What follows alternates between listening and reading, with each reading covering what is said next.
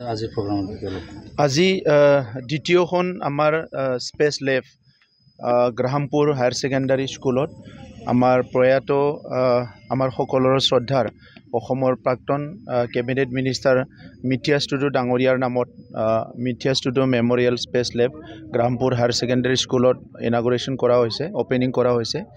আৰু তাত স্পেচৰ লগতে ড্ৰোন আৰু বিভিন্ন এক্টিভিটিছবিলাক ৰকেটছবিলাক কেনেকৈ উৰাই কেনেকৈ বনায় এই কথাবিলাক আমাৰ ষ্টুডেণ্টবিলাকত এই লেবত শিকোৱা হ'ব।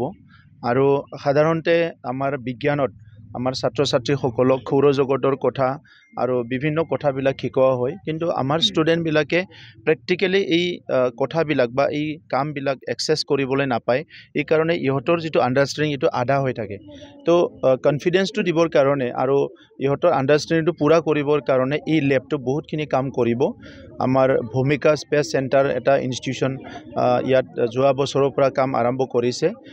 যোৱা বছৰ আমি চিনো বসুমতাৰী মেমৰিয়েল কাশীকোট্ৰা হায়াৰ ছেকেণ্ডাৰীত কৰিছিলোঁ আৰু এতিয়া ইয়াত গ্ৰাহামপুৰত আজি অপেনিং হ'ল। এই অঞ্চলৰ ষ্টুডেণ্টসকল অকল গ্ৰাহামপুৰৰে নহয়, ওচৰে পাজৰে থকা স্কুলৰ ষ্টুডেণ্টসকলো ইয়াত ওচৰত প্লেনেটৰিয়াম নাই বা কিবা তেনেকুৱা বিষয়বিলাক জানিবলৈ সুযোগ নাই। এই স্কুলখনতে মাজে মাজে আহি বাকী স্কুলৰ ষ্টুডেণ্টবিলাকো চাব পাৰিব। গতিকে সেইটো এটা ষ্টুডেণ্টৰ কাৰণে ডাঙৰ এটা লাৰ্ণিং চেণ্টাৰ হ'ব জানাৰ কাৰণে মই তেখেতসকলক ধন্যবাদ জনাইছোঁ। আৰু আজি আমাৰ লগত আমাৰ মিথিয়াছ টুডু ডাঙৰীয়াৰ সুপুত্ৰ আমাৰ কৃষ্ণম টুডু ডাঙৰীয়া উপস্থিত আছে।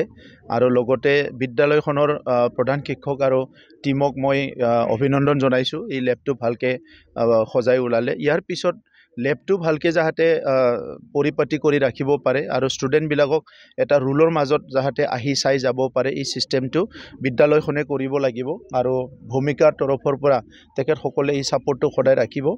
টোটেল আমাৰ প্ৰজেক্টত 8খন আছে, গতিকে বাকী 10খন আছে, বাকী 8খনো আমি বড়োলেণ্ডৰ বিভিন্ন ঠাইত বিভিন্ন স্কুলত এইটো নিৰ্মাণ কৰাৰ কাৰণে প্ৰচেছ কৰি আছোঁ। আজিৰ সময়ত ষ্টুডেণ্টসকলৰ কেৰিয়াৰটো খুব ডাঙৰ কথা।